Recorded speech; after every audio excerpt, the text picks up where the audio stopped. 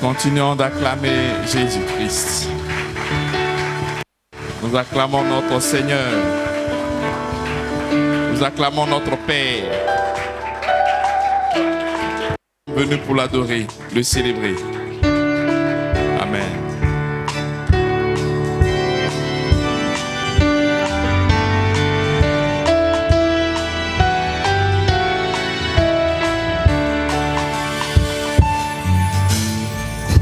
Peux-tu briser du péché le pouvoir? La force est en Christ. La force est en Christ. Si dans ton cœur tu veux le recevoir, la force est dans le sang de Christ. Je suis fort, fort, oui, plus que vainqueur par le sang de Jésus. Je suis fort, fort, oui, plus que vainqueur par le sang de Jésus, mon sauveur. Peux-tu braver la mort et l'enfer? La force est en Christ, la force est en Christ. Jésus d'un mot fait tomber tous les fers. La force est dans le sang de Christ. Je suis fort, fort, oui, plus que vainqueur par le sang de Jésus.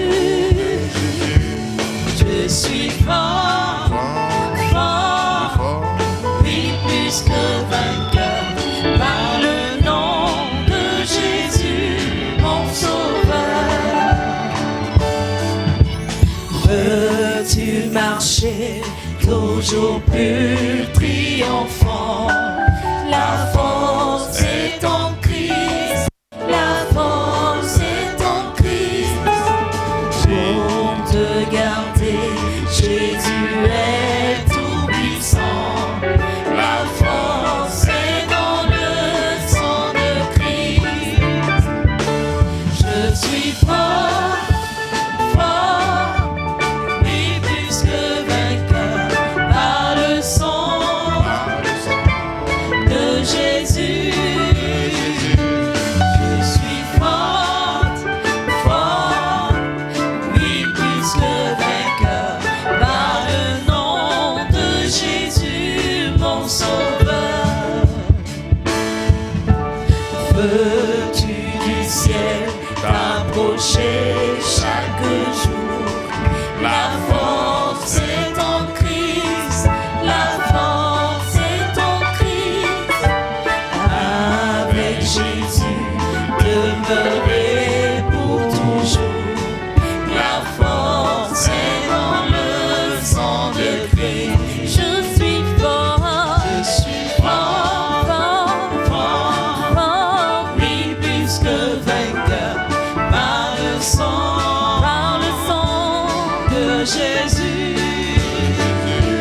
Je suis fort, fort, fort, oui, plus que vainqueur par le nom de Jésus, mon sauveur.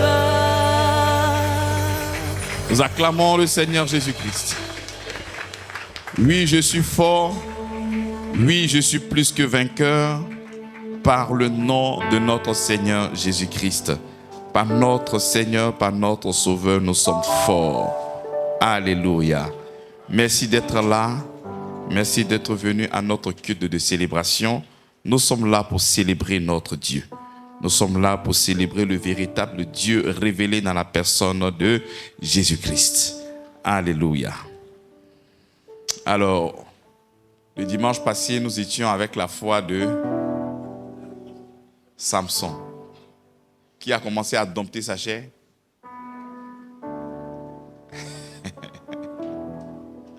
Vous-même, vous êtes sincère avec votre Seigneur. Qui a commencé à dompter sa chair?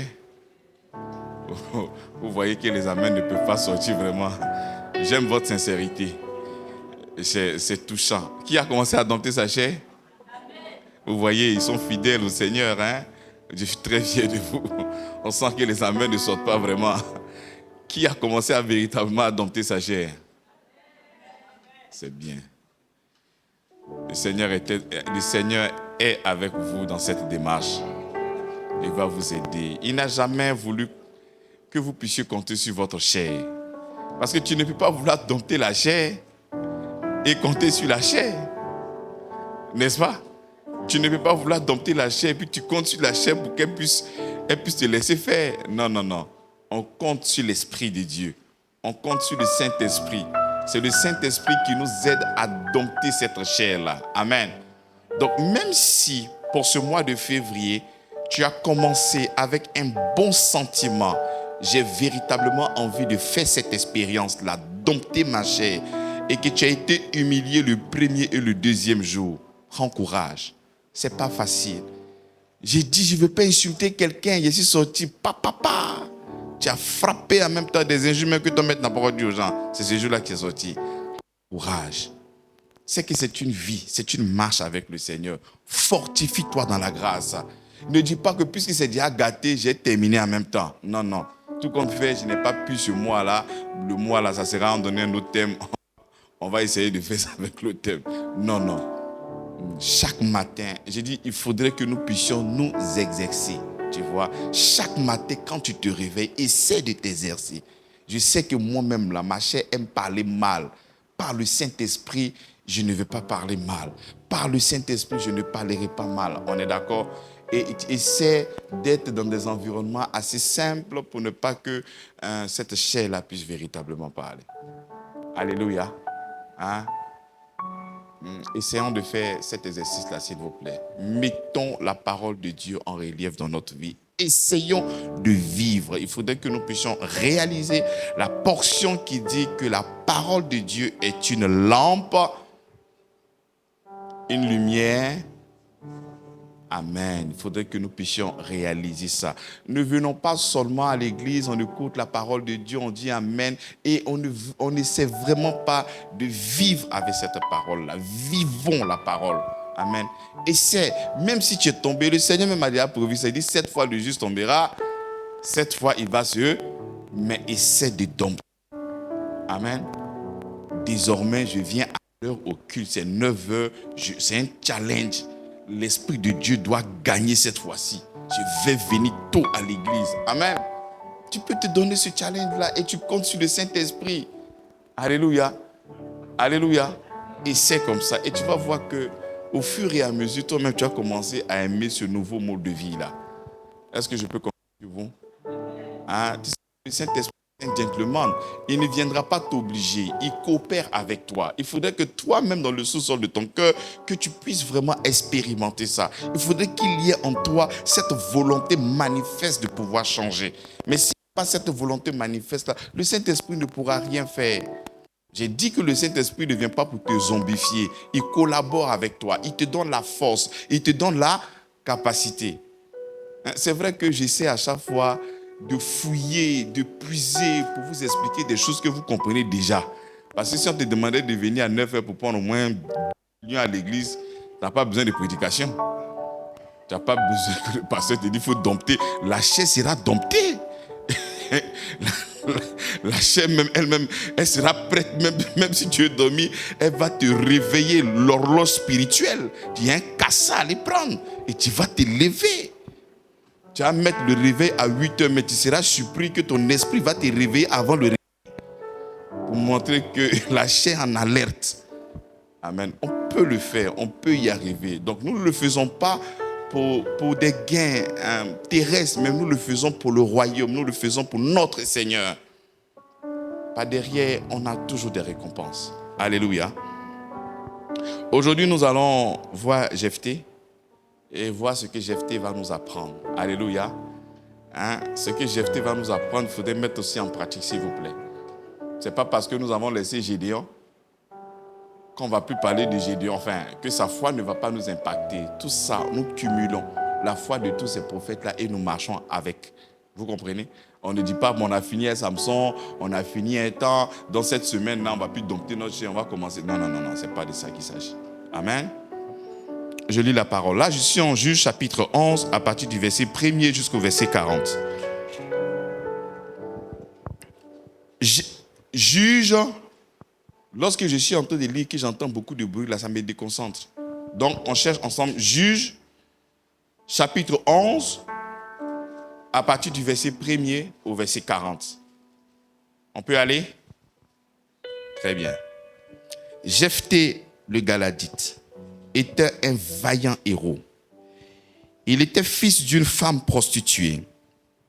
Et c'est Galad qui avait engendré Jephthé. La femme de Galad lui enfanta des fils, qui, devenu grand, chassait Jephthé et lui dit: tu n'hériteras pas dans la maison de notre père, car tu es le fils d'une autre femme. Et Jephthé s'enfuit l'un de ses frères et y habita dans le pays de Tob.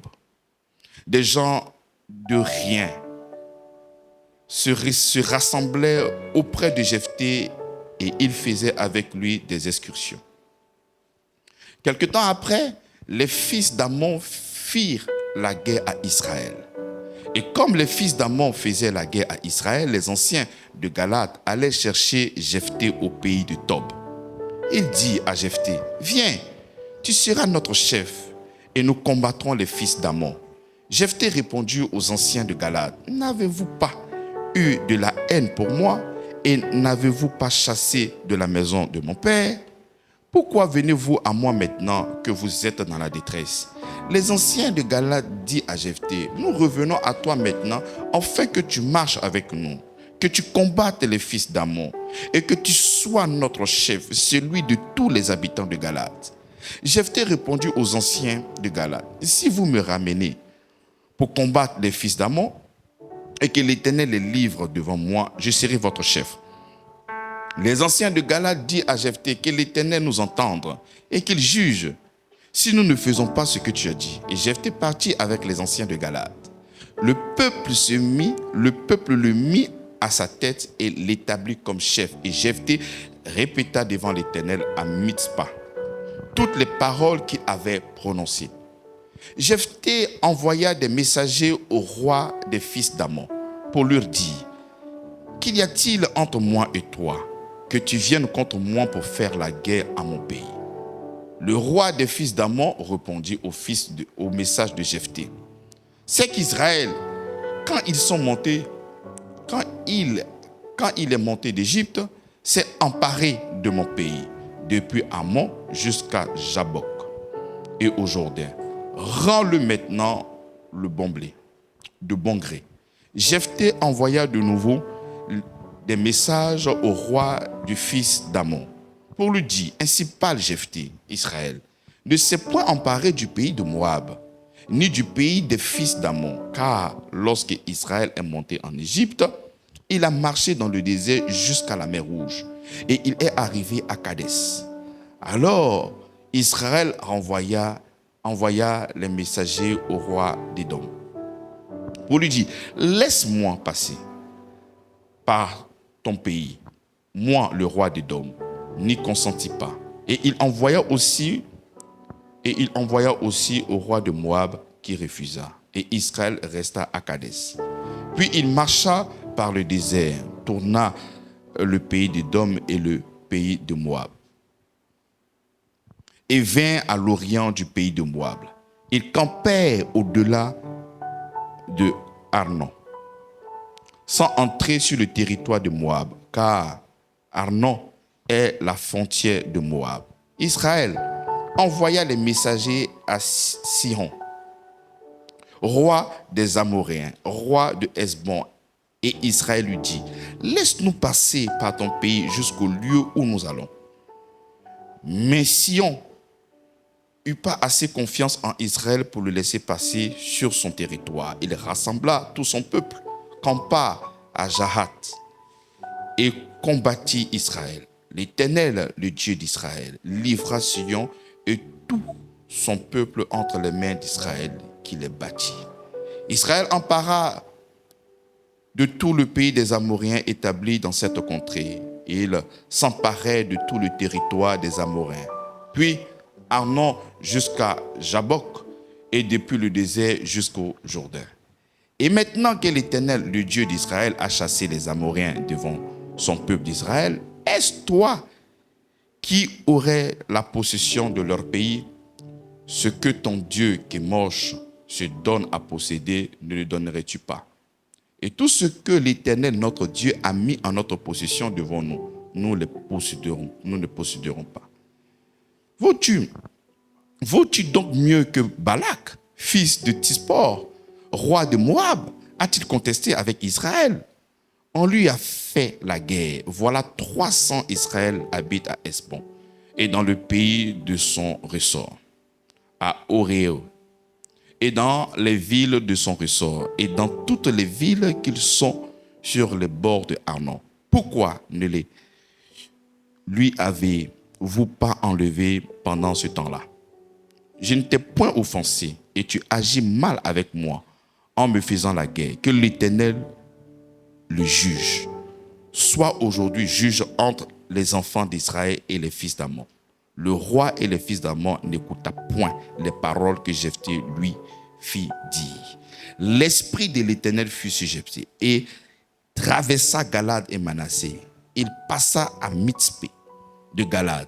Et Mitzpé de Galad, il marcha contre les fils d'Amon. Jephthé fit un vœu à l'Éternel et dit: si tu livres entre mes mains les fils d'Amon, quiconque sortira des portes de ma maison au devant de moi, à mon heureux retour de chez les fils d'Amon, sera consacré à l'Éternel et je l'offrirai en holocauste. Jephthé marcha contre les fils d'Amon et l'Éternel les livra entre ses mains. Il leur fit éprouver une grande défaite depuis Oré, juste vers Minite, espace qui renfermait 20 villes, et jusqu'à Abel-Kéramim. Et les fils d'Amon furent humiliés devant les fils d'Israël. Jephthé retourna dans sa maison à Mitzpah. Et voici, sa fille sortit au devant de lui avec des tambourins et des danses. C'était son unique enfant. Il n'avait point de fils et point d'autre fille. Dès qu'il la vit, il déchira ses vêtements et dit: ah, ma fille, tu me jettes dans l'abattement. Tu es au nombre de ceux qui me troublent. J'ai fait un vœu à l'Éternel et je ne puis le révoquer. Et elle lui dit: mon père, tu as fait un vœu à l'Éternel. Traite-moi selon ce qui est sorti de ta bouche. Maintenant que l'Éternel t'a vengé de tes ennemis, des fils d'Amon. Et elle dit à son père: que ceci me soit accordé. Laisse-moi libre pendant 2 mois. Je m'en irai, je descendrai dans les montagnes et je pleurerai ma virginité avec mes compagnes. Il répondit: va. Il la laissa libre pour 2 mois. Elle s'en alla avec les compagnes et elle pleura sa virginité sur les montagnes. Au bout de ces 2 mois, elle revint vers son père et il accomplit sur elle le vœu qu'il avait fait. Elle n'avait point connu d'homme. Dès lors s'établit en Israël la coutume que tous les ans, les filles d'Israël s'en vont célébrer la fille de Jephthé à Galadite 40 jours par année. Nous bénissons la parole de notre Seigneur Jésus-Christ. Tu as envie d'acclamer, acclame le Seigneur.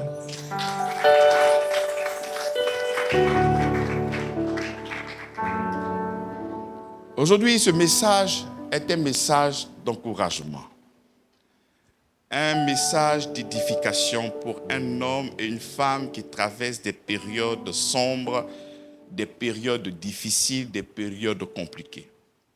Il arrive, bien-aimé, dans la foi, que tout ne se passe pas véritablement comme nous le souhaitons. Tantôt c'est bon, tantôt c'est compliqué. Et la vie chrétienne est parsemée de plusieurs difficultés. Il arrive même lorsque nous nous mettons à côté, que nous avons une vie sanctifiée, une vie à l'égard de beaucoup de commérages, beaucoup de frustrations, beaucoup de distractions.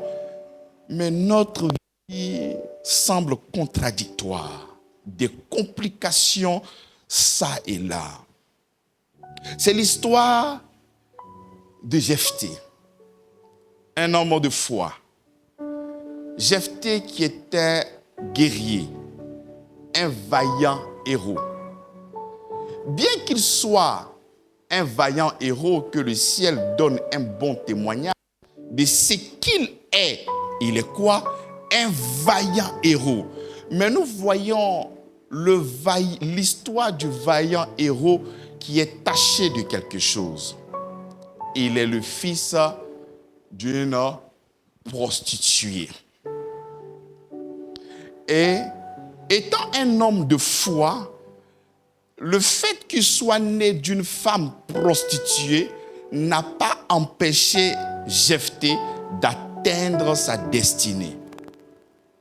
Quelle que soit la venue de Jephthé dans ce monde, ça n'a pas défini comment est-ce que Jephthé va terminer sa vie. Alléluia. Bien-aimé dans la foi, tu peux avoir ce témoignage. Tu es un enfant de Dieu. Tu es concitoyen saint de la maison du Seigneur. Tu es plus que vainqueur. Tu es un triomphateur. En Christ, nous avons tant. On a la vérité de la Bible dans notre cœur.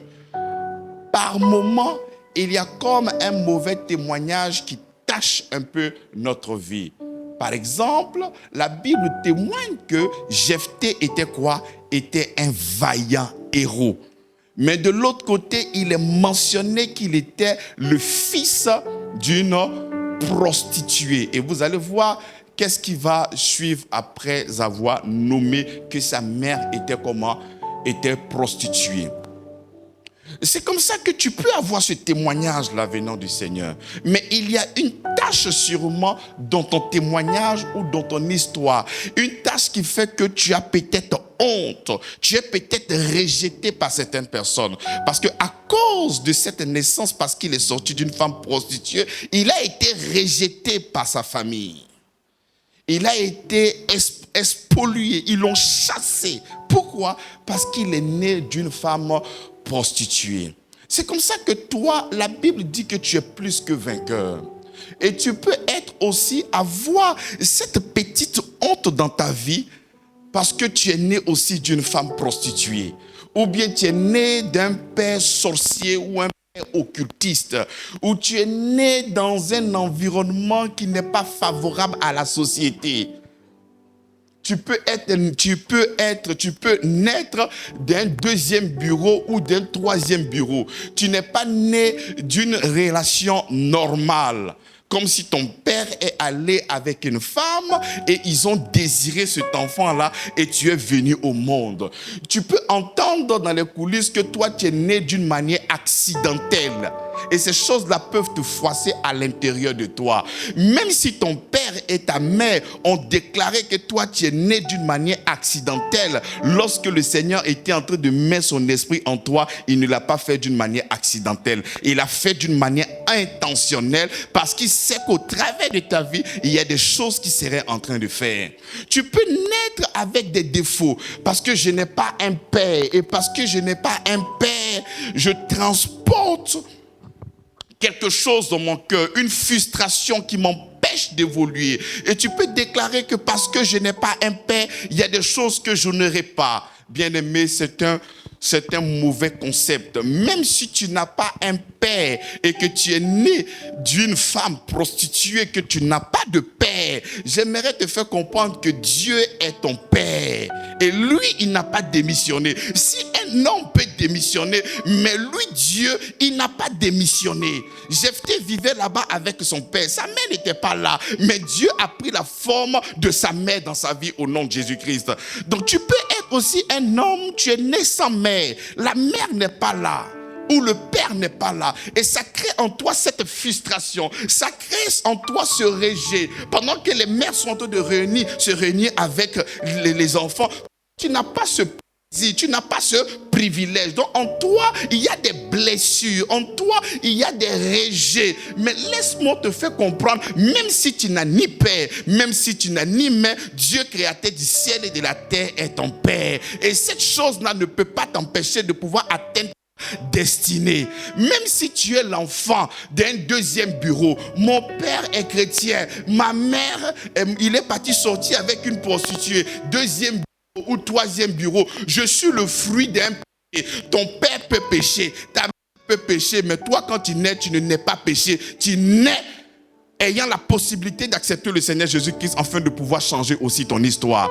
Donc ce n'est pas ta venue qui va déterminer ta destinée. Amen.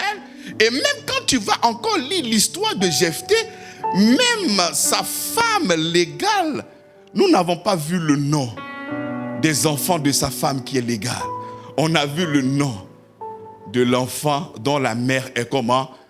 Elle est prostituée. Lorsque la grâce tombe sur toi, même quand les hommes vont te disqualifier, lorsque les civilisations vont te disqualifier, lorsque les traditions vont te disqualifier, mais la grâce te qualifie et la grâce te met en hauteur au nom puissant de Jésus-Christ. Voilà pourquoi il ne faudrait pas, bien aimer dans la foi, te déterminer en fonction de ton environnement. Non, ce n'est pas en fonction de ce cadre-là, là où tu vis,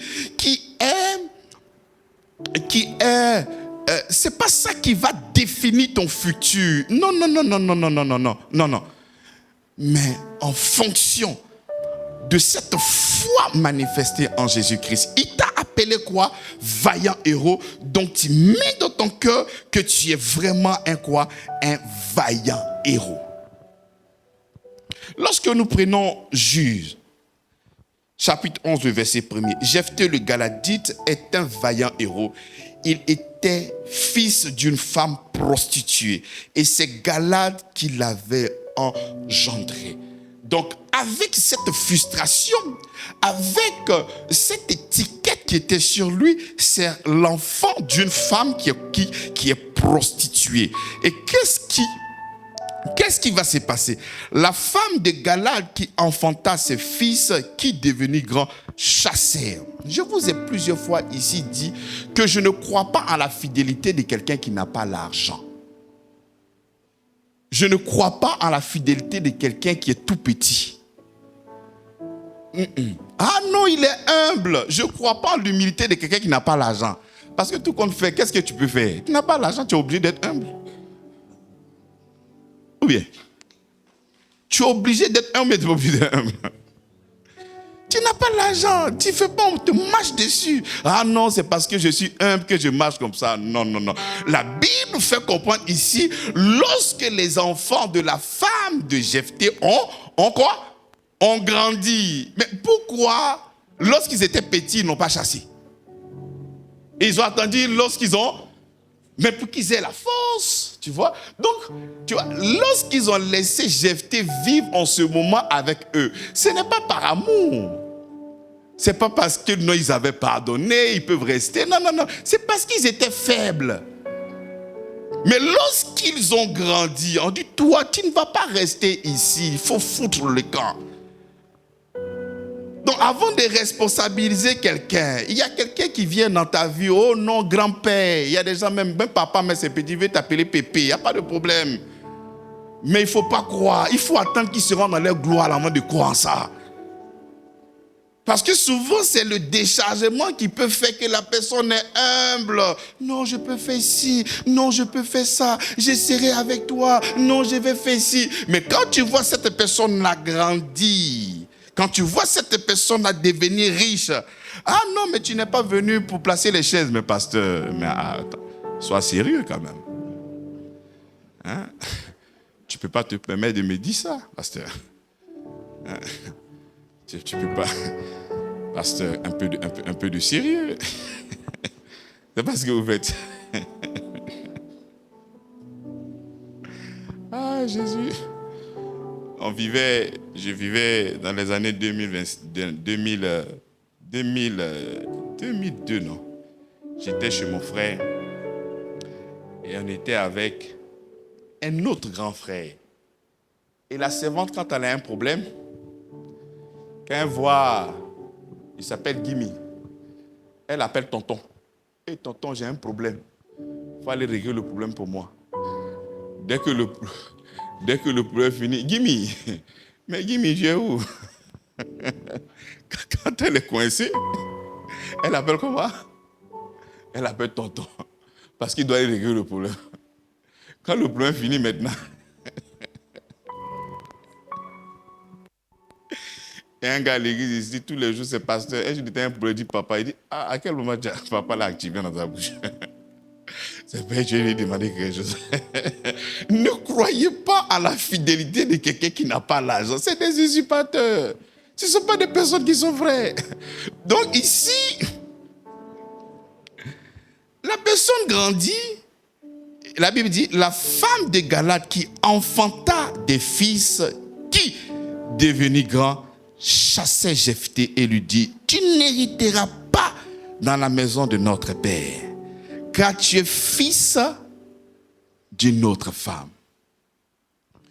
Et vous voyez, voici Jephthé qui a grandi auprès de sa famille. Il a grandi auprès de son papa. Il a grandi auprès de ce peuple-là. Et on va maintenant le chasser. Et ce qui me choque, le père ne s'est pas levé pour dire que mais ce n'est pas la force de Jephthé, mais c'est ma bêtise à moi. Mais que ce péché-là tombe aussi ma tête.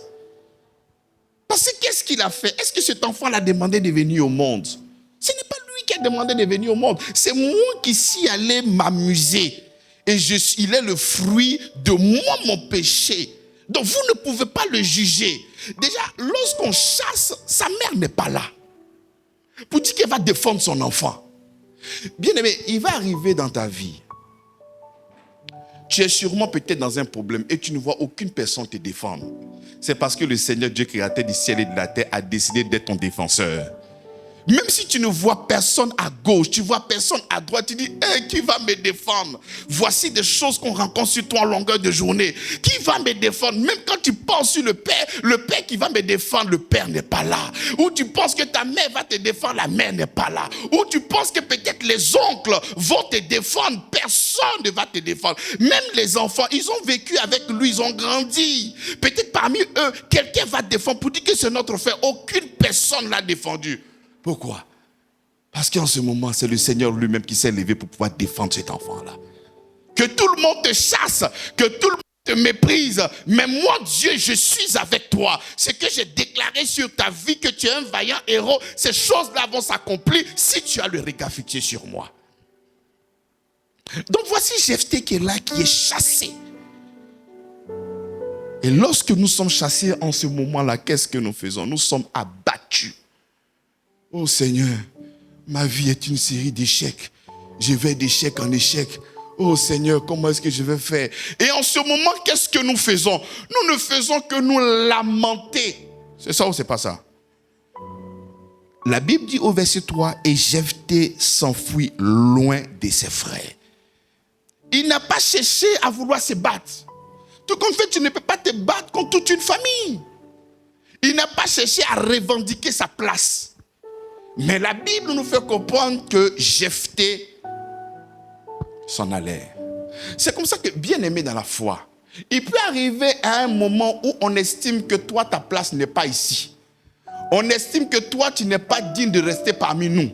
Il faudrait que tu puisses quitter là. Parce que quand on te voit, regarde, tu transportes de l'opprobre.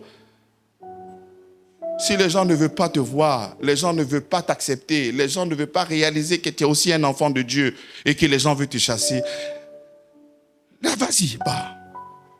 Mais quand tu es en train de partir, tu es en train de marcher avec le Seigneur des Seigneurs, Dieu créateur du ciel et de la terre.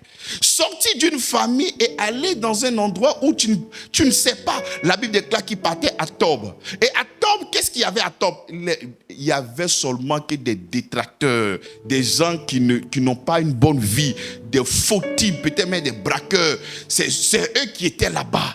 Mais il a décidé et il a accepté de partir à Tob vers des personnes qui n'ont pas de valeur, des personnes qui n'ont pas de vie. Alors qu'il a un témoignage dans son cœur. Et quel est ce témoignage? C'est un vaillant héros.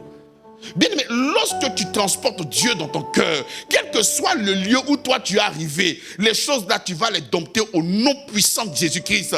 Nous avons vu l'histoire de Joseph. On a pris Joseph, on l'a foutu en prison. Joseph n'a pas commencé à pleurer. Joseph n'a pas commencé à se lamenter. Il a commencé à organiser quoi? À organiser sa prison. Pourquoi? Parce que dans son appel, plus tard, il allait organiser toute l'Égypte. Donc s'il a pu dompter, s'il a pu coloniser des vagabonds qui étaient en prison, ce n'est pas une nation, elle n'allait pas régler.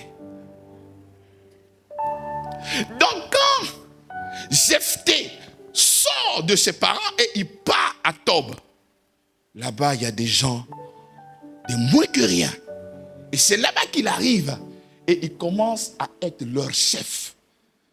Il fallait survivre. Et on survit par l'épée. Il fallait regrouper ces personnes-là et s'établir comme un chef, former ces personnes dans la guerre afin de pouvoir survivre. Il ne s'est pas laissé dans la tristesse. Et vraiment, là, ma vie est foutue. Mais comment est-ce que j'ai fait? Non, il faudrait qu'à l'intérieur de toi, tu saches que tu es un vaillant héros. Il faudrait qu'à l'intérieur de toi, tu saches que le Dieu créateur du ciel et de la terre est avec toi. Même si on t'a disqualifié dans un endroit et que tu arrives dans un autre endroit, tu vas créer encore ce confort et ce luxe-là au nom de Jésus-Christ. Ce n'est pas un endroit qui te définit. Tu arrives dans un coin, que les gens te volent ce qui t'appartient, que des gens te méprisent, qu'ils viennent ramasser tout ce que tu as pu avoir de tes propres sueurs. Oui, qu'ils prennent. Mais ce Dieu qui est en toi, qui a produit ça, il est encore là et il a la capacité de toujours produire ça au nom de Jésus-Christ. Il faudrait que nous puissions marcher comme des hommes victorieux. Nous devions marcher comme des héros de la foi. Nous devions marcher comme des personnes qui transportent véritablement Dieu. Nous transportons Dieu, mais face au rejet, nous sommes en train de pleurer, nous sombrons dans la dépression. Mais pourquoi tu sombres dans la dépression alors que tu proclames que tu as le véritable Dieu? Pourquoi? Tu estimes que tu as commencé la vie avec quelqu'un. Tu l'as supporté, tu l'as aidé. Aujourd'hui, il estime que tu n'es pas une femme de premier rang, tu es une femme de second rang. Il veut aller pour une autre femme. Et pour ça, tu sombres dans la dépression. Ton Dieu est avec toi. Ne cherche pas à te défendre. Ton Dieu est avec toi. Ne cherche pas à te justifier. Ton Dieu est avec toi. Vas-y, marche en nouveauté de vie et aie le regard fixé sur notre Seigneur Jésus-Christ. Et Jephthé s'enfuit loin de ses frères et il habita dans le pays de Tob. Des gens de rien se rassemblèrent auprès de Jephthé et ils faisaient avec lui des inscriptions. Quelque temps après, les fils d'Ammon firent la guerre à Israël. Et comme les fils d'Ammon faisaient la guerre à Israël, les anciens de Galad allaient chercher Jephthé au pays de Tob.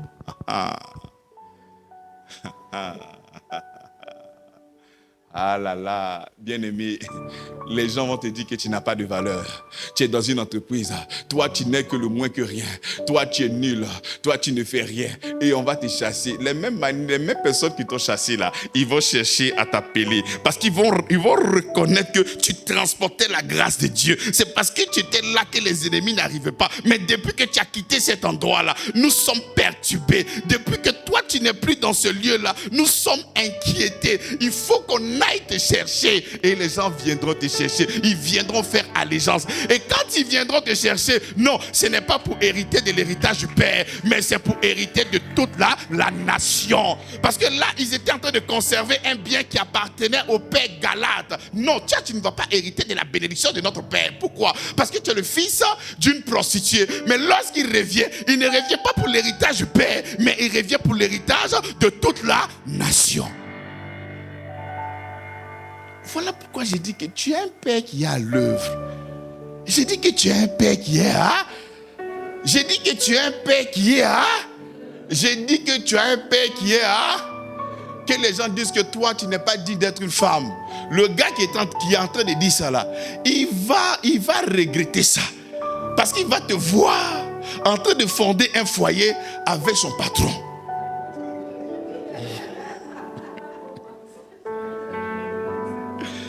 Voici un capitaine. Non, toi tu n'es pas... Non. Plus tard, on dit c'est la femme du... Je ne sais pas qu'est-ce qu'il a dit même.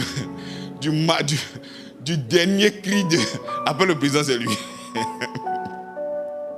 Il lui met là et puis il est effrayé. Il ne sait pas, il va dire chérie.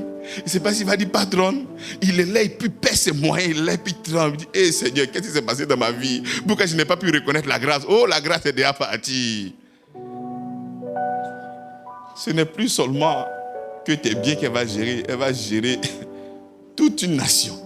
Parce qu'elle est élevée, elle est au sommet. Voici Jephthé, qui devait hériter. Et puis l'héritage, ce n'est pas lui seul. Il y a aussi ses frères qui sont là, qui vont hériter. Mais on dit non, parce qu'il est le fils d'une prostituée.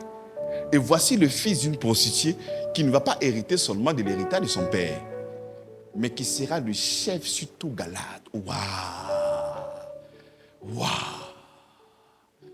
Pourquoi t'as battu? Pourquoi tu es abattu? Pourquoi? Face aux situations.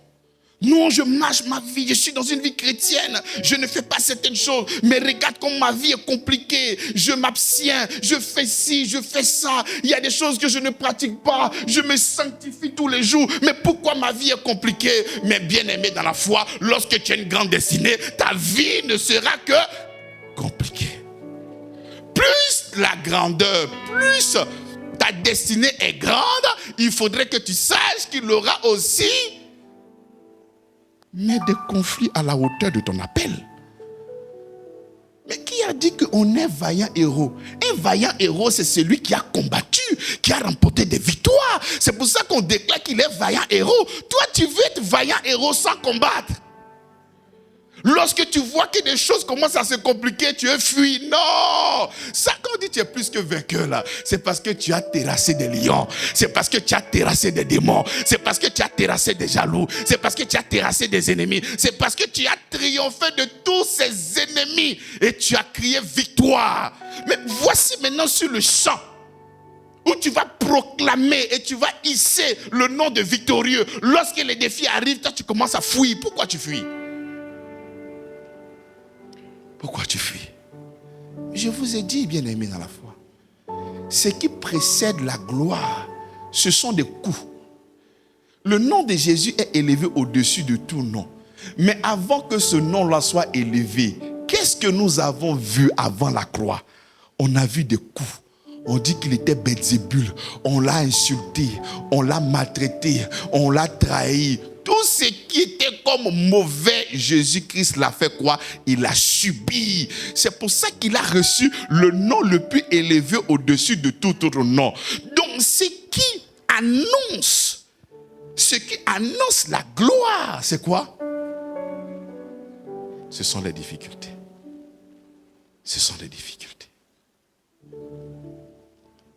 Et lorsque les défis arrivent, tu arrives à les maîtriser par la foi en Jésus-Christ. Lorsque les défis se lèvent devant toi, tu arrives à les maîtriser par la puissance du Saint-Esprit. Parce qu'en toi, la Bible me donne un témoignage. Je suis plus que quoi? Je suis plus que quoi? C'est ça qui doit être dans mon cœur, dans mon esprit chaque jour, et je marche uniquement que par la foi. En ayant ce témoignage, je suis plus que vainqueur. Je suis plus que vainqueur. Et je marche. On me jette à taube. Et je commence à reconstruire ma vie. On me jette avec des personnes moins que rien. Je commence à tout reprendre à zéro. Mais tout ce qu'il était en train de faire, il était en train de marcher vers ta destinée. J'ai dit que tout il était en train de faire, il était en train de marcher vers quoi? Vers sa destinée. Ah non, ça là, si mon papa était parti marier une femme et il m'avait eu légalement, je ne serais pas dedans. Oh, il faut laisser. L'histoire de la Bible même est compliquée. Voici une personne qui va tuer la femme de son serviteur. Il tue le mari de Bathsheba. Mais pourtant, Salomon est sorti de cette relation que lui-même a dit que c'est pas bon. Oh, quel que soit le moyen, le canal par lequel tu es venu, même si tu es né par un tiroir, ta destinée ne sera pas un tiroir. Même si tu es né d'une femme prostituée, une femme toutou, toi ta vie ne sera pas toutou. Toi ta vie ne sera pas prostituée. Non, il faut croire en cette parole-là. Sorti de Bathsheba. Pourquoi? Donc tu ne peux pas regarder le canal par lequel tu es venu et tu vas estimer que ta vie déjà est gâtée parce que ton histoire est déjà sale. Non, si l'histoire de ton père est sale, ça c'est son histoire à lui. Toi, ton histoire ne sera pas sale parce que la Bible dit, en Christ, il n'y a plus de condamnation pour celui qui est en Jésus-Christ. Donc ce n'est pas ta venue qui va condamner ta destinée. Non, non, non, non, non, non. Aucune personne ne pourra condamner ta destinée. Je compte sur la parole du Seigneur et je progresse par la foi. Ce qui est arrivé à mon père ne va pas m'arriver à moi. Ce qui est arrivé à ma mère ne va pas m'arriver à moi. Moi, je vais écrire mon histoire. Moi, c'est la destinée du Seigneur qui va se manifester et qui va se réaliser dans ma vie au nom puissant de qui? Mais de Jésus-Christ. Voici les gars maintenant qui sont dans des problèmes, qui sont dans les difficultés et ils réfléchissent. Actuellement, je suis en train de dire, les gens sont en train de réfléchir sur ton cas. Ceux qui t'ont rejeté, ils sont en train de réfléchir comment ils vont faire pour revenir. Mais ils n'ont pas le cadeau parce qu'ils ont tout gâté. Toutes les portes sont fermées. Ils sont en train de réfléchir. Mais comment je vais aller chercher cette femme-là? Mais comment je vais aller chercher ce monsieur-là? Mais c'est gâté. C'est fini. Tu l'as chassé. Mais eux, ils ont eu le courage. Ils étaient en train de réfléchir. Les gars, telles que les choses sont en train de s'annoncer là, il faudrait que nous puissions aller voir Jephthé. Parce que la nouvelle est arrivée là-bas. C'est vrai qu'il est parti, mais il est arrivé à Tob. Et son témoignage ne faisait que grandir. Il n'y a personne parmi nous qui est prêt à porter le flambeau pour dire que je serai le chef de cette armée.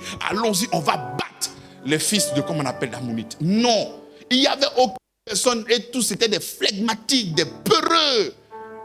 Sans foi, rien. Mais il y a une personne que nous avons chassée. Mais quand on l'a chassé, il est arrivé à Tob. Et là-bas, il a commencé à construire. C'est cette personne-là qu'il nous faut, afin de pouvoir battre. Et les ennemis ont commencé à avoir foi en lui. On sait que si toi, tu es avec nous, nous allons vaincre. Je sais que si toi, tu es avec nous, nous allons vaincre. Les premières personnes qui vont venir témoigner de la gloire de Dieu qui est sur ta vie, ce sont ceux qui ont commencé à te persécuter. C'est ceux-là qui ont commencé à te persécuter. Dès que tu as commencé une activité, ça ne va pas aller. Tu vas pas réussir. Tu ne vas pas réussir. Ces personnes-là reviendront pour acclamer Dieu lorsqu'ils vont voir le fruit, lorsqu'ils vont voir le travail que le Seigneur va faire entre tes mains. Ils seront obligés de célébrer Dieu. Et ces personnes-là seront là maintenant pour dire que nous croyons et nous sommes là. Au départ, on ne croyait pas. Mais maintenant, là, on croit vrai. Donc, voici ces gars qui vont chercher maintenant. Il dit, viens, nous allons combattre ensemble. Il dit, mais si jamais je viens, ce n'est pas vous qui m'avez chassé. Ou bien vous ne savez pas que maman est prostituée. Vous avez oublié que maman est prostituée. Il dit, non, il faut laisser faire de prostitution. Ça fait quoi? C'est là qu'ils savent qu'on doit pardonner. C'est là qu'ils savent que dans la vie, là, il faut mettre beaucoup d'eau dans son vin. Non. Ça ne fait rien, on ne va plus jamais faire ça. Il dit non. Déjà, mais il n'y a plus confiance en vous. Il faudrait que tu puisses jurer que je serai établi comme votre chef. Que votre parole, là, vous n'allez pas changer après. Parce que j'ai vécu avec vous. Lorsque les enfants commençaient à grandir, on a vu maintenant vrai. Donc, il faudrait que vous puissiez jurer. Je ne serai pas seulement le responsable de cette famille, de tout Galade. Et dit oui, je le jure. Que le Seigneur nous traite dans toute sa rigueur. Si jamais nous revenons et nous remettons encore ces paroles-là. On veut te chasser. Non, que le Seigneur nous traite comment? Mais durement. Et Jephthé accepte de venir. Mais quand Jephthé vient, il ne va pas tout de suite commencer à faire quoi? Il ne va pas tout de suite commencer à se battre. Il va commencer d'abord des négociations. Quand il commence même, tu peux savoir que c'est loin de l'Éternel qui est là. Toi, dès qu'on vient, même toi, tu vas te battre. Non, même quand on t'appelle pour venir régler un problème, il faut commencer à négocier. Il faut commencer à parler. Et quand il a commencé à prendre la parole, lorsqu'il écrivait les lettres, mais on savait qu'il connaissait l'histoire de son pays.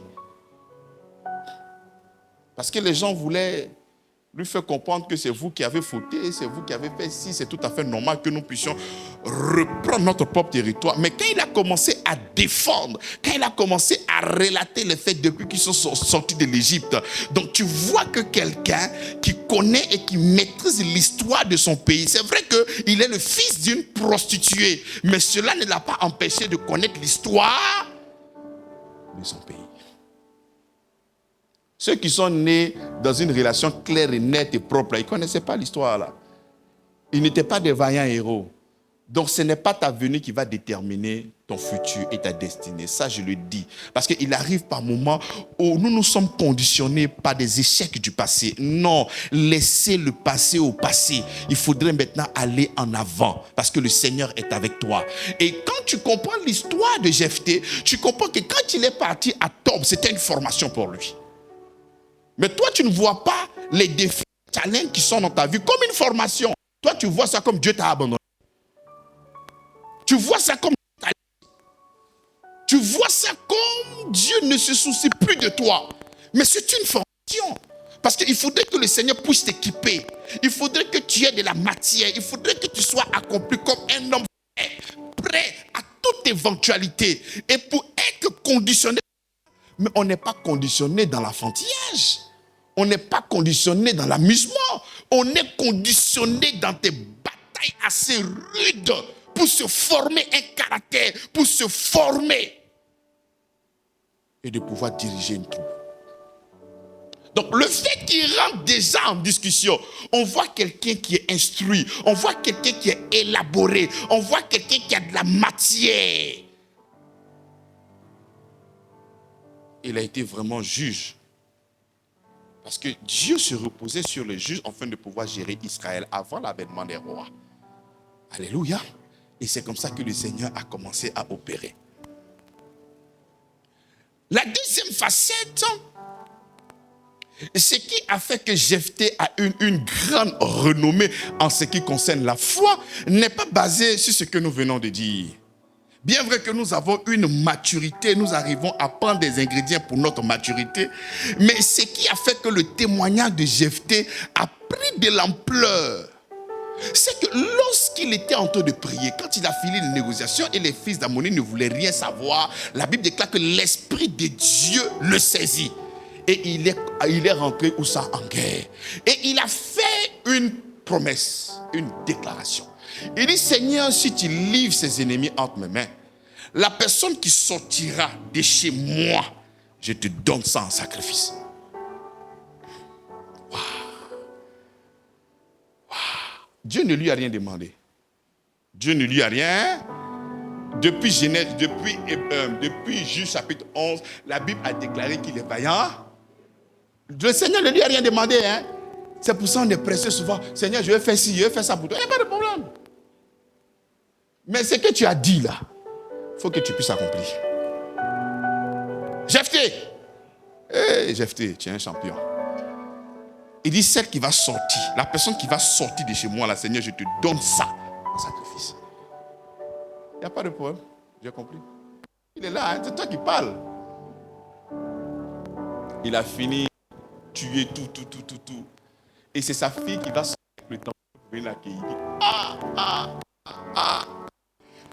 Ma fille, mais tu viens de rajouter, mais tu viens de perturber mon âme.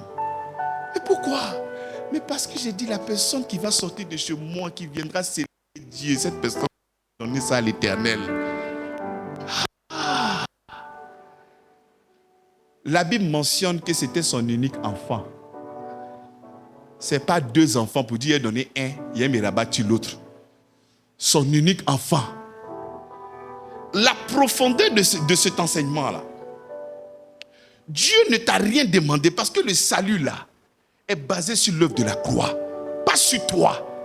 Mais quand toi, d'une manière consciencieuse, tu te lèves, Seigneur, si tu as fait ça pour moi, moi j'ai fait ça pour toi. Champion, par la foi en Jésus-Christ, il faudrait accomplir ce que tu as déclaré là. Il faut accomplir. Il y a des gens depuis 2 ans, bien aimés dans la foi, ils ont pris des enveloppes, ils n'ont pas donné. Pourtant, ils ont dit qu'ils allaient faire. Mais est-ce qu'on t'a obligé? Je prends la foi en Christ. Même si mes dépenses sont minimes, qu'est-ce que je fais? Par la foi, j'honore ce qui est sorti. Parce que c'est à Dieu que j'ai. Il t'a rien demandé. Regardez un peu dans le livre des Actes. La Bible déclare que les gens venaient, ils vendaient les parcelles et ils venaient donner à l'église. Il n'y a aucune loi qui te disait, toi, il faut venir vendre ça et venir donner l'intégralité de tes sous à l'église. Dieu ne t'a pas... Parce que lui, son salut là, ça ne se repose pas sur toi. Il n'a pas besoin d'un co-rédempteur. Non. Donc il y en a d'autres qui prenaient leurs biens, ils vendaient et ils venaient donner. Acclamez le Seigneur, c'est...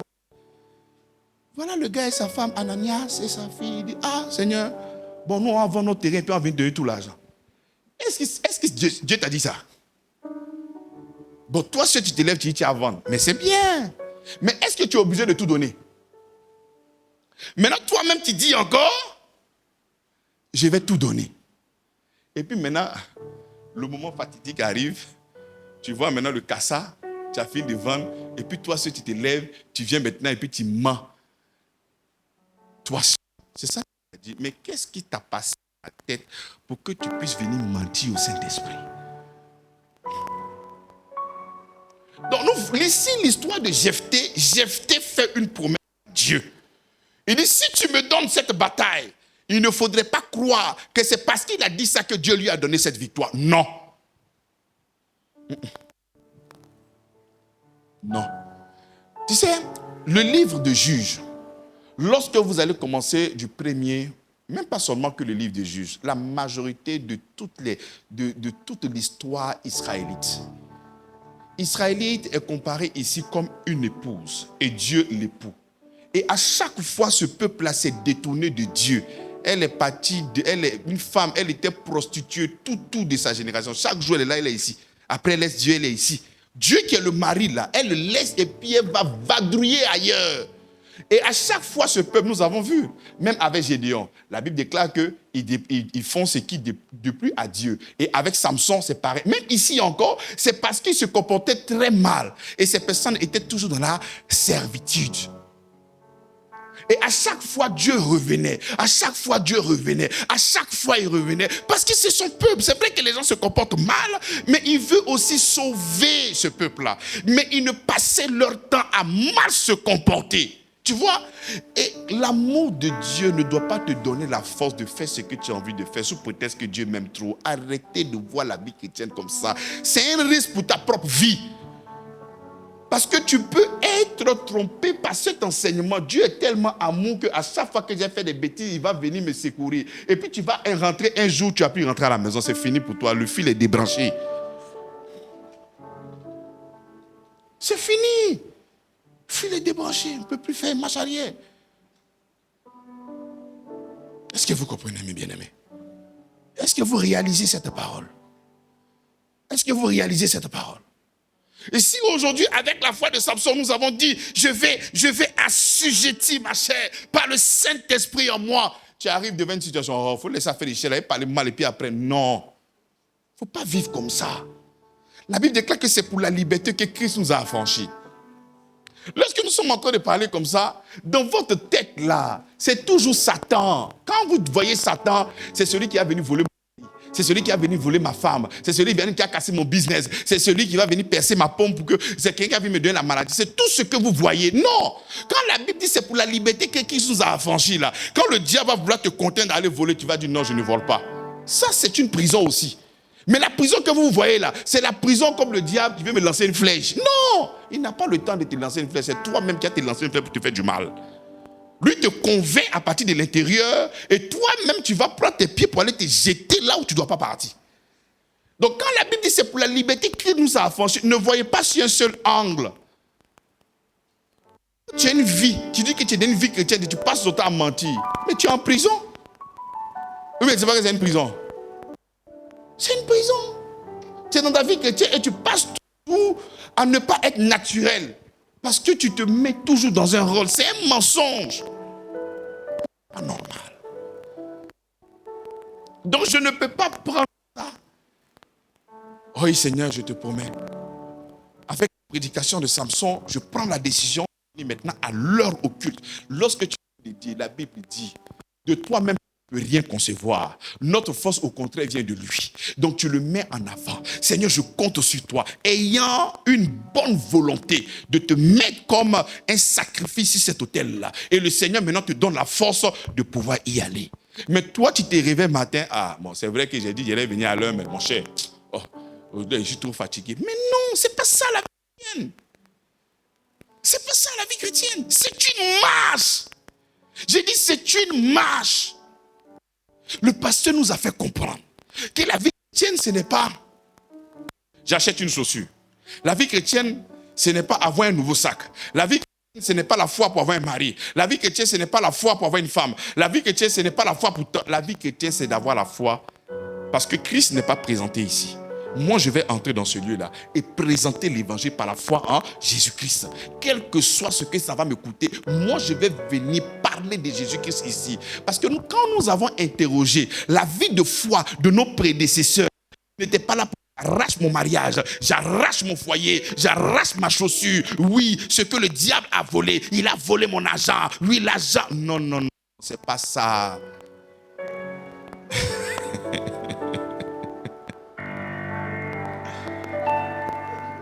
Le Seigneur va me couronner. Levez-vous. Le Seigneur va couronner des gens ici. Le couronnement, oui. Tu auras une femme, tu auras un homme. C'est pas ça. C'est lié aux œuvres, au salut, au que nous allons gagner. Il y a des gens qui sont enfants de Dieu qui n'ont jamais gagné une âme.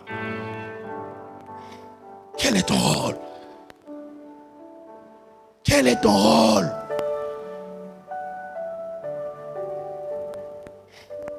C'est cette vie-là, lorsque nous arrivons à comprendre, nous prenons le Saint-Esprit, parce que je me dis que la Bible dit, Dieu a fait des pasteurs, il a fait des évangélistes, il a fait des docteurs, il a fait des prophètes pour le perfectionnement des saints. Tu es déjà saint, parfait, par de la croix. Christ en toi, tu es saint. Ça, vous le savez déjà. Mais pourquoi il fait venir ces personnes-là? C'est pour vous équiper. Mais pour que tu puisses comprendre que la vie chrétienne, là, c'est ce que le pasteur est en train de dire là. Ok, donc maintenant je vais commencer à vivre selon cette prédication afin de pouvoir me parfaire. C'est pas ça. Mais toi tu écoutes la prédication, toi tu écoutes ça et tu dis que c'est vrai, ce qu'il vient de dire là, il n'y a pas de faute. Et tu n'utilises pas le Saint-Esprit afin de pouvoir tenir ce qui est sorti de ta bouche. La déclaration que tu as faite, parce que Jephthé a dit, si tu me donnes cette victoire-là, Seigneur, celle qui va sortir ou celle qui sort de la maison, je te donne ça en holocauste.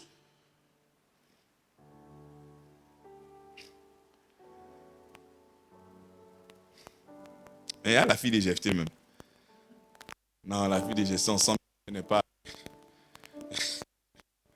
Elle dit, Père, mais il faut agir selon ce que tu as déclaré au Seigneur.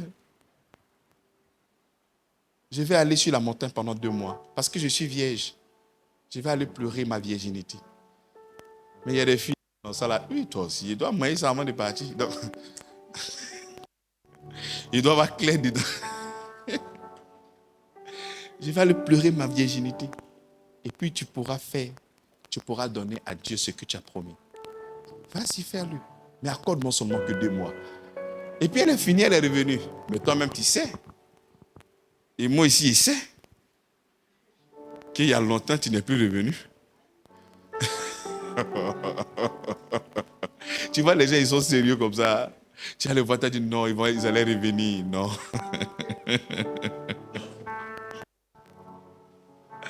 Papa, accorde-moi. Non, toi-même, c'est 2 mois, c'est bon. Quand les gens vont pour aller caler là-bas, là, et il ne veut pas visa de 1 an. Hein? Et il veut visa de 2 jours. Donne-moi 2 jours seulement. Dès qu'il a vu un il n'a pas besoin de beaucoup. Si c'est toi, tu allais faire plus que la vie de Jephthé. Non, 2 mois c'est trop. Donne-moi 2 jours, 1 jour. Il a dit, ma fille va.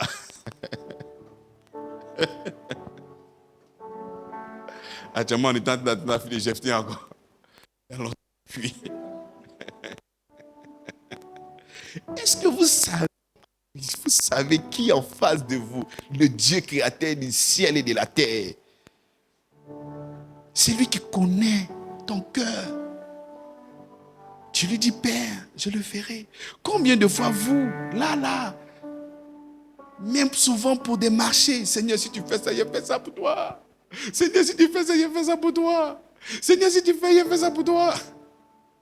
Vous savez que vous ne le faites pas. Vous savez. Et après, vous vous demandez, mais qu'est-ce qui s'est passé? Ah Seigneur, je veux vraiment te servir. Je veux vraiment te servir. Alors, tous ceux qui veulent vraiment servir, venez aujourd'hui à tel jour, à telle heure pour une formation. Allô? Oui, pasteur, oui, j'ai un mouvement, hein? D'accord, j'ai compris. Deuxième jour, allô pasteur, oui, on m'a appelé par rapport à un Kena. D'accord, j'ai compris. Allô pasteur, oui, il y a un marché qui vient là, si ça vient, tu donnes l'offrande. Tout ça pour trafiquer le pasteur. Alors que c'est toi-même qui t'es levé et tu as dit que tu veux servir. Lorsque tu as libéré cette parole-là, tu connaissais les horaires. Tu savais tout ça. Mais c'est des excuses après excuses. Des excuses après excuses.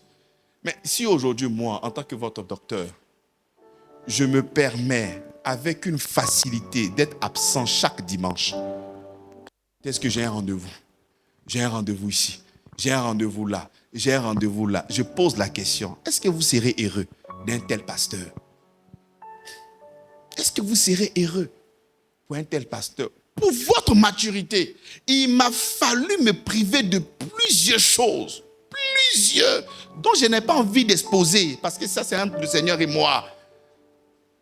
Plusieurs pour votre maturité. Il arrive par moment les week-ends, non, mais je n'ai pas eu le temps de... Non, je dois retourner parce que là, les gars, là, ils m'attendent par rapport à la foi de Jephthé.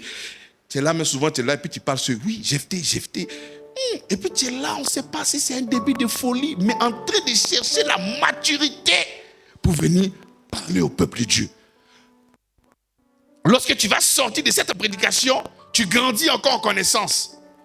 Parce que ce que je suis en train de vous donner en 1 heure, ne pensez pas que c'est en 1 heure la prédication, c'est fait. Il faut lire, il faut comprendre le contexte. Souvent, il faut lire le livre.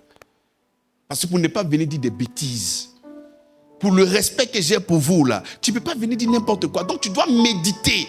Il y a le contexte, il y a le prétexte, il y a le portexte, il y a toutes ces choses-là. Là, de l'herméneutique, tu dois comprendre ça pour ne pas venir dire autre chose. Tu vois des pasteurs qui vont venir dire des choses rien à voir avec la Bible. Souvent, tu te moques d'eux. C'est parce que tu as le son d'interprétation de la Bible. Tu es habitué au véritable évangile. Donc, quand tu écoutes, tu arrives maintenant à distinguer ce qui n'est pas juste, ce qui n'est pas vrai. Mais il y a un travail qui est fait en avant. Le Saint-Esprit te donne la force, la capacité de méditer, de lire. C'est une vie consacrée, mise à part pour vous. Maintenant, toi, tu reçois maintenant la parole. Oh Seigneur, tout ce que je viens d'entendre là, c'est bon. Je prends aussi l'engagement d'être aussi un grand évangéliste. Je veux aussi apporter l'évangile. Ça fait 1 mois que tu n'as pas dit à Jésus, tu n'as pas dit à quelqu'un que Jésus est bon. Et quand on va parler, non, pasteur, moi j'ai beaucoup de temps, moi j'ai pas beaucoup de temps, moi j'ai des choses à faire, Mais il faudrait prendre des engagements et les respecter. Non pas pour un homme, non pas pour que tu puisses te bénir, mais à cause de ce qu'il a manifesté pour toi. On ne te demande pas de venir donner ton enfant sur un hôtel. Non. Je ne te demanderai pas ça. Mais l'image ici de Jephthé, lorsque la Bible dit qu'il a donné, qu'il a voulu effectivement mettre en exécution ce qu'il a dit, montrant ainsi que lorsque nous libérons quelque chose de notre bouche là, nous devons accomplir cette parole là. Amen ou pas amen? Est-ce que ça là, c'est contraire à la foi? La puissance de Dieu en Christ, c'est l'Esprit de Dieu en Christ. Capacité là de faire quoi?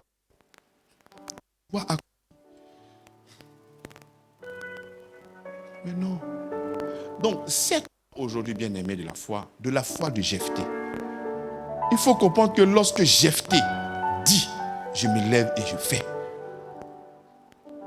Lorsque je proclame quelque chose, tu n'as pas dit ça à un ami, tu n'as pas dit ça à une femme, tu n'as pas dit ça à un collaborateur. Tu as dit et tu as libéré cette parole-là. Le Seigneur Pour cette mission, je vais évangéliser. Pour cette mission, je vais faire ci. Pour cette mission, je vais faire ça. Il y a aujourd'hui même des gens qui paient la dîme quand ils veulent. Si ce n'est pas un principe que le Seigneur nous a enseigné. Mais ce sont des personnes qui ne veulent pas se conduire par l'Esprit de Dieu, mais par leur manière de penser.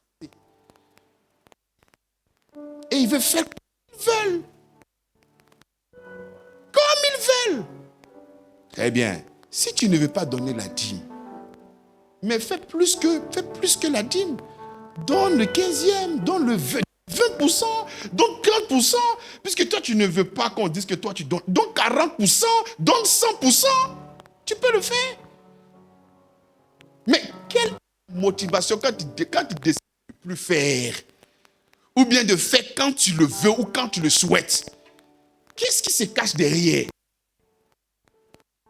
Qu'est-ce qui... Parce qu'il y a toujours il y a toujours quelque chose qui soutient le comportement que tu manifestes. C'est quoi? Est-ce qu'à la lumière de la parole, c'est juste? Le Seigneur nous donne la capacité, sa force. En général, lorsque je reçois certaines personnes, c'est parce qu'il n'y a pas. Mais est-ce que le Seigneur regarde la quantité? Si c'est 1000 francs que tu as eu, il vient donner les 100 francs. La Bible dit que c'est celui qui donne la semence au semeur.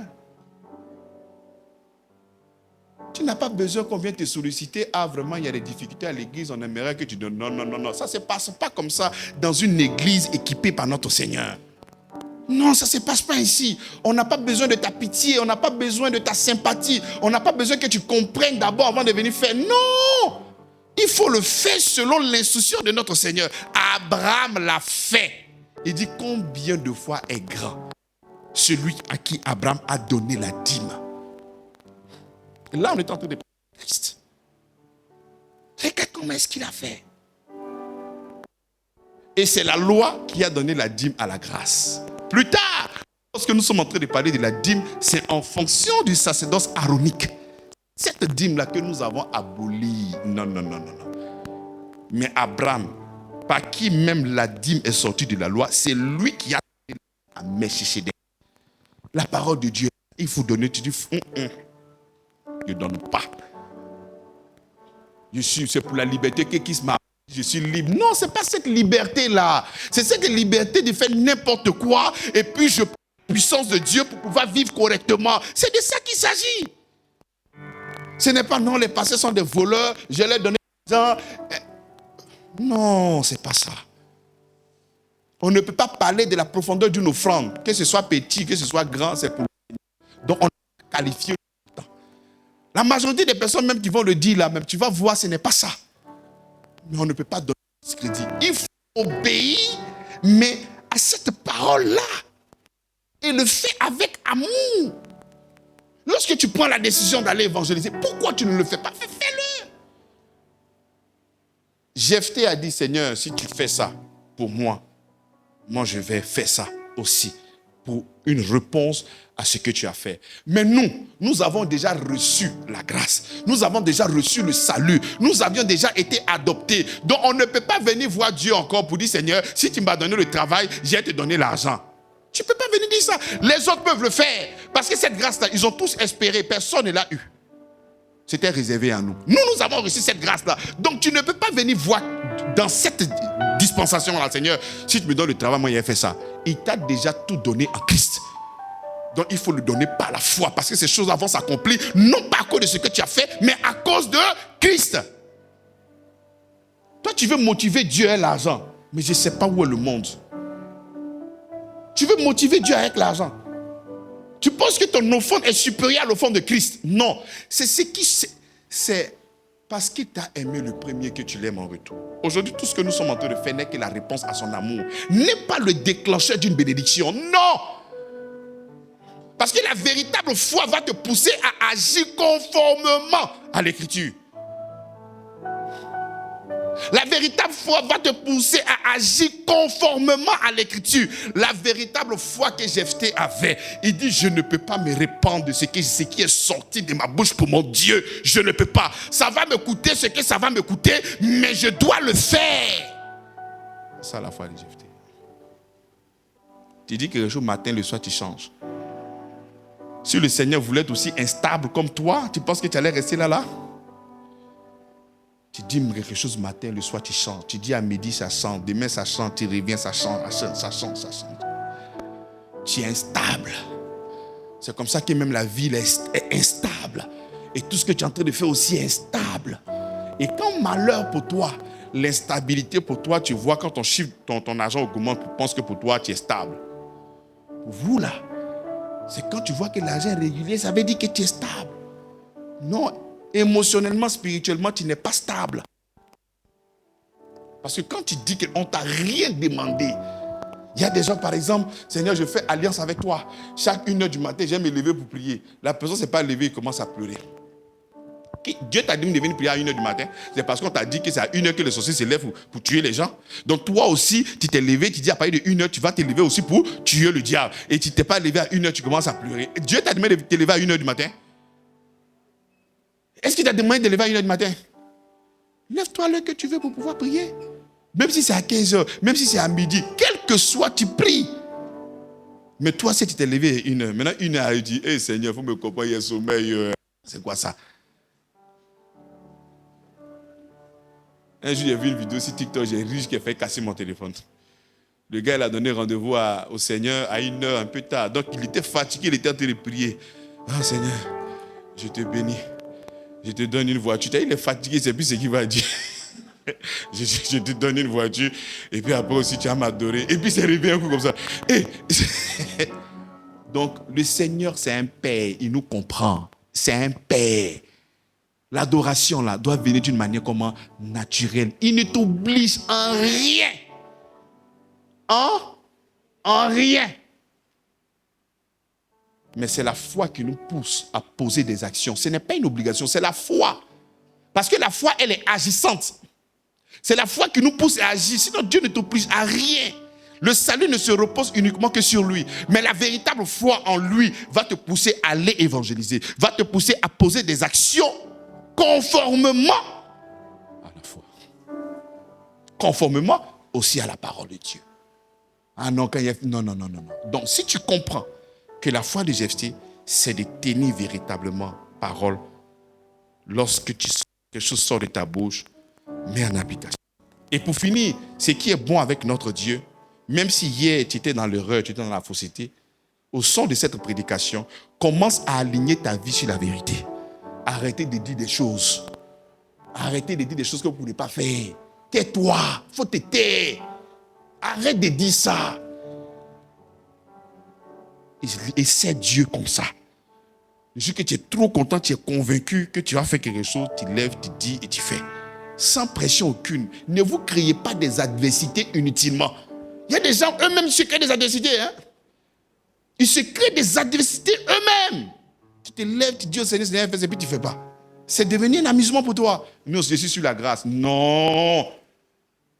La Bible déclare que vous allez rendre compte des paroles vaines que vous aurez prononcées. Quand tu te lèves et tu dis ça, tu vas rendre compte. Ça, c'est la nouvelle alliance. Tu vas rendre compte des paroles vaines. On va se lever pour prier.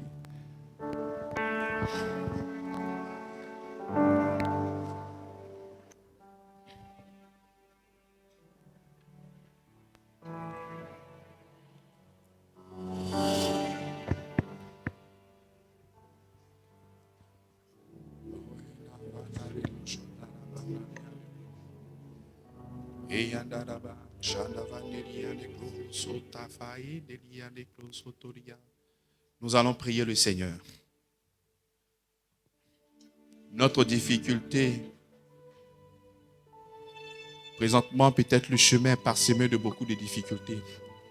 Mais ce ne sont pas ces difficultés-là qui vont te déterminer. Ces difficultés ne sont que des moyens de pouvoir parvenir à la statue parfaite de Christ. Il dit, il faudrait que l'épreuve de votre foi produise en vous quoi? La patience. Donc l'épreuve de votre foi va produire en vous des hommes et des femmes patients. Donc si tu es dans une difficulté, c'est vraiment honteux. Tes enfants peut-être se retrouvent actuellement à la maison, ils ne vont pas à l'école. C'est honteux. Tu es serviteur de Dieu, tu es un vaillant héros, tes enfants sont à la maison. C'est comment? C'est honteux. Mais ce n'est pas parce que ton enfant n'est pas parti à l'école qu'il ne sera pas, qu'il ne va pas travailler. Ce n'est pas parce que ton enfant n'est pas parti à l'école sera un enfant inculte. Non, non, non, non, non. Ce n'est pas cette situation-là qui va déterminer ta vie. Change ta manière de penser. Change ta manière de penser. Change ta manière de penser. Change ta manière de penser. Donc commence à prier. Cette prière, tu vas dire, Seigneur, j'aligne mes pensées sur l'œuvre de la croix.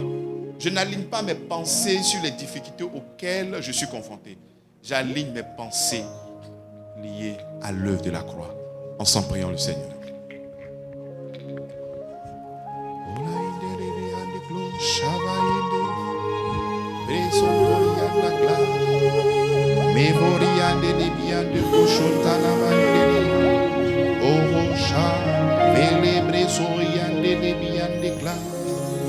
Tu m'as ébloui, par tes mélodies. Seigneur, j'ai annoncé ta parole.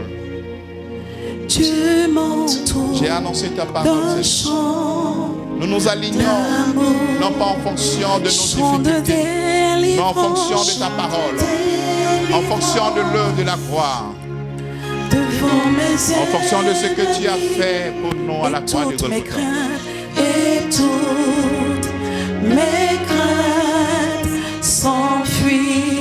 Nous avons le regard Tu fixé sur toi, m'as Seigneur. ébloui J'aligne mes pensées. par tes mélodies. Mes pensées sont alignées. Mes pensées sont alignées sur l'œuvre de la croix. Tu m'entoures Oui, l'œuvre de la croix d'un chant est le socle de ma destinée, est le fondement chant de ma de destinée. délivrance. Oh Seigneur, nous regardons avec toi. Devant mes regardons avec toi, tu ennemis, créateur devant du ciel et de la mes ennemis. Quel que soit le moyen, le canal par lequel je suis venu. Mais Seigneur, tu es tout pour moi. Mais Seigneur, tu es tout pour moi, Père. Tu m'as ébloui Tu es tout pour moi, Seigneur par Jésus. tes mélodies. Tu m'entoures de chants d'amour, d'amour, Oh Seigneur, ton peuple chants est là, de Seigneur. délivrance. Oh Seigneur, ton peuple est là. Ton peuple est Devant présent, Seigneur. mes ennemis. Nous sommes là pour être équipés, Père. Et Nous toutes sommes là mes pour être craintes équipés, Jésus. s'enfuient. Nous sommes là pour être Mes équipés, Seigneur. craintes Oh s'enfuient. Seigneur, tu agis dans notre vie. Je ne suis plus esclave de la peur. Je suis enfant de Dieu. Je suis enfant de Dieu. Je ne suis plus esclave de la peur. Je suis enfant de Dieu. Je suis enfant de Dieu. Je ne suis plus esclave de la honte. Tu n'es plus esclave. Tu n'es plus esclave, bien-aimé. Enfant de Dieu. Bien-aimé, tu n'es plus esclave. Tu n'es plus esclave. Tu n'es plus esclave. Tu n'es plus esclave. Je ne suis plus esclave de la honte. Je suis enfant de Dieu.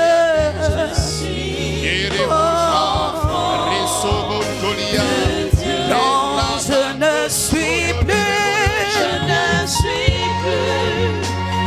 esclave de l'amour. Je suis enfant de Dieu. Je suis enfant de Dieu. Nous allons prier. Nous nous sommes levés et nous avons déclaré des paroles, déclaré des choses. Mais nous n'avons pas honoré notre parole du tout. Nous avons méprisé cette parole sortie de notre bouche. Et nous savons très bien que ces paroles sont sorties pour honorer notre Dieu. Cependant, nous n'avons pas été fidèles. Mais la Bible, si tu n'es pas fidèle, lui il est fidèle. Ce n'est pas un moyen de pouvoir rester dans cette manière de ne pas être fidèle. Non. Ensemble, nous allons prier. Nous allons dire, Seigneur, par la toute puissance, par ta force en moi, oui, j'ai accompli ce qui sort de ma bouche. Si je décide de te célébrer, je vais te célébrer par la puissance du Saint-Esprit en moi. Si je décide d'assujettir ma chair, par la puissance du Saint-Esprit, je prends cet engagement pour l'assujettir. Si j'ai décidé de faire une offrande, de manifester un acte de foi, je prends cette décision et je le fais par ta puissance qui réside en moi. Ensemble, commence à prier le Seigneur. Que Dieu travaille. Je ne suis plus. Je ne suis. Seigneur, ton peuple là, de l'amour. touché par la Je prédication, suis enfant touché de par ton Dieu. amour. Ils se sont levés, ils ont fait des déclarations. Oh Seigneur Jésus-Christ, après cette déclaration, ils se sont détournés de cette parole.